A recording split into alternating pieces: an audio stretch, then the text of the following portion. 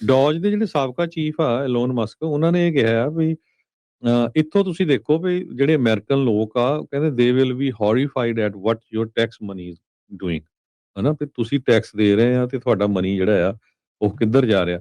ਇਹ ਇਕੱਲਾ ਮਿਨੇਸੋਟਾ ਨਹੀਂ ਰਾਜਕਰਮਵੀਰ ਸਿੰਘ ਜੀ, ਇਹ ਕੈਲੀਫੋਰਨੀਆ ਵੱਲ ਵੀ ਆਈਏ ਤੇ ਕੈਲੀਫੋਰਨੀਆ ਦੇ ਵਿੱਚ ਕੈਲੀਫੋਰਨੀਆ ਨੇ ਹੁਣ ਤੱਕ 54 ਲਾ ਸੂਟ ਫਾਈਲ ਕੀਤੇ ਆ ਟਰੰਪ ਐਡਮਿਨਿਸਟ੍ਰੇਸ਼ਨ ਦੇ ਅਗੇਂਸਟ। ਤੇ ਤੁਸੀਂ ਦੇਖੋ ਵੀ ਲਾ ਸੂਟ ਤੇ ਲਾ ਸੂਟ ਫਾਈਲ ਕਰ ਰਹੇ ਆ।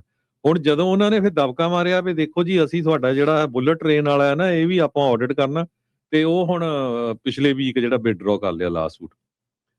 ਕੈਲੀਫੋਰਨੀਆ ਨੇ ਪਿਛਲੇ ਵੀਕ ਇੱਕ ਲਾ ਸੂਟ ਫਾਈਲ ਕੀਤਾ ਸੀ ਟਰੰਪ ਐਡਮਿਨਿਸਟ੍ਰੇਸ਼ਨ ਦੇ ਅਗੇਂਸਟ ਵੀ ਫੈਡਰਲ ਗਵਰਨਮੈਂਟ ਨੇ $4 ਬਿਲੀਅਨ ਦੀ ਜਿਹੜੀ ਗ੍ਰਾਂਟ ਸੀਗੀ ਉਹ ਰੋਕ ਲਈ ਆ, ਕਿਉਂਕਿ ਹੁਣ ਤੱਕ $100 ਬਿਲੀਅਨ ਜਿਹੜਾ ਹੈ ਜਿਹੜਾ ਖਰਚ ਹੋ ਚੁੱਕਾ ਹੈਗਾ ਆ।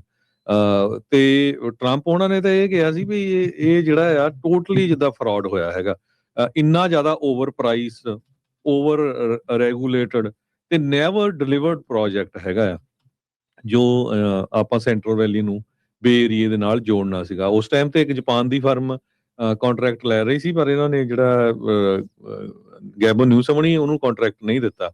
ਤੇ ਹੁਣ ਕਿੰਨੇ ਸਾਲ ਹੋ ਗਏ ਹਜੇ ਤੱਕ ਉਹ ਮੇਰੇ ਖਿਆਲ ਨਾਲ ਮੁੜ ਕੇ ਕਹਿੰਦੇ ਵੀ ਮਰਸਡ ਨੂੰ ਅਸੀਂ ਬੇਕਰਫੀਲਡ ਨਾਲ ਮਿਲਾ ਦੇਣਾ। ਹੁਣ ਨਾ ਤਾਂ ਬੇਕਰਫੀਲਡ 'ਚ ਕੋਈ ਇੰਡਸਟਰੀ ਆ ਬੜੀ ਤਕੜੀ, ਨਾ ਮਰਸਡ ਦੇ ਵਿੱਚ ਮਿਲਾਣਾ ਤਾਂ ਚਾਹੀਦਾ ਸੀ ਬੇ ਏਰੀਏ ਨੂੰ ਤੇ ਜਾਂ ਲਾਸ ਐਂਜਲਸ ਨੂੰ। ਉਹਦੇ ਨਾਲ ਇਹ ਹੁੰਦਾ ਵੀ ਲੋਕਾਂ ਨੇ ਜਿਹੜੇ ਨਹੀਂ ਘਰ ਅਫੋਰਡੇਬਲ ਹੈਗੇ ਬੇ ਏਰੀਏ 'ਚ ਉਹ ਉੱਥੇ ਰਹਿ ਸਕਦੇ ਸੈਂਟਰਲ ਵੈਲੀ 'ਚ, ਜਾਂ ਜਿਹੜੇ ਲਾਸ ਐਂਜਲਸ ਏਰੀਆ ਇਹੀ ਚੀਜ਼ ਕਹਿ ਕੇ ਹਰਜੋਤ ਸਿੰਘ ਜੀ ਵੇਚੇ ਆ ਹਾਈ ਸਪੀਡ ਰੇਲ ਦੇ ਬੌਂਡ।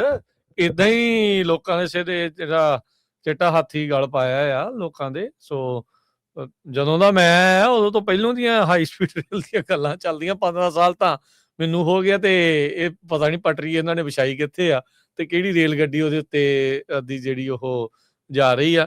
ਬਣ ਜਾਵੇ ਤਾਂ ਚੰਗੀ ਗੱਲ ਆ, ਪਰ ਹੁਣ ਦੇਖੋ ਕੀ ਹੁੰਦਾ। ਉਧਰ ਵੇਗਸ ਤੋਂ LA ਦੇ ਦਰਮਿਆਨ ਇੱਕ ਜਿਹੜੀ ਪ੍ਰਾਈਵੇਟ ਫਰਮ ਆ ਉਹਨਾਂ ਨੂੰ ਉਸ ਦਾ ਟੈਂਡਰ ਮਿਲਿਆ ਹੈਗਾ ਆ। ਉਹ LA ਦੀਆਂ ਵਿੱਚ ਜਦੋਂ ਓਲੰਪਿਕਸ ਆਉਣੀਆਂ, ਸਮਰ ਓਲੰਪਿਕਸ ਆਉਣੀਆਂ 2000 ਆਈ ਥਿੰਕ 28 ਦੇ ਵਿੱਚ, ਤੇ ਉਹ ਤੋਂ ਪਹਿਲਾਂ ਸ਼ਾਇਦ ਉਹ ਵਿਛਾ ਵੀ ਦੇਣ, ਉਹਨਾਂ ਨੇ ਉੱਥੇ ਚਲਾ ਵੀ ਦੇਣੀ ਆ। ਇਹ ਜਿਹੜਾ ਫਰਕ ਜਿਹੜਾ ਡੈਫੀਨੇਟਲੀ ਆਪਾਂ ਨੂੰ ਦੇਖਣ ਨੂੰ ਮਿਲ ਸਕਦਾ ਹੈ। ਪਰ ਇਹ ਜਿਹੜੇ ਫਾਈਨੈਂਸ਼ੀਅਲ ਆਡਿਟ ਤੇ ਇਹ ਅਕਾਊਂਟੇਬਿਲਟੀ ਜ਼ਰੂਰ ਜਿਹੜੀ ਉਹ ਚਾਹੀਦੀ ਹੈ। ਡਜ਼ ਨਾਟ ਮੈਟਰ ਤੁਸੀਂ ਕਿਹੜੀ ਜਿਹੜੇ ਉਸ ਨੂੰ ਬਿਲੋਂਗ ਕਰਦੇ ਆ, ਤੁਸੀਂ ਚਾਹੇ ਉਹ ਰੈੱਡ ਆ ਤੇ ਚਾਹੇ ਬਲੂ ਆ। ਇਹ ਪਾਰਟੀਜ਼ਨ ਮਾਮਲਾ ਨਹੀਂ ਹੈਗਾ, ਇਹ ਤੁਹਾਡੇ ਟੈਕਸ ਪੇਅਰ ਦਾ ਮਾਮਲਾ ਹੈ। ਇਹ ਕੋਈ ਵੀ ਹੋ ਸਕਦਾ ਆ ਇਹ ਗਲਤ ਇਸ ਦੀ ਵਰਤੋਂ ਕਰਨ ਵਾਲਾ। ਉਹਦੇ ਲਈ ਅਕਾਊਂਟੇਬਲ ਇਹਨਾਂ ਸਾਰਿਆਂ ਨੂੰ ਬਣਾਉਣਾ ਹੀ ਜਿਹੜਾ ਉਹ ਚਾਹੀਦਾ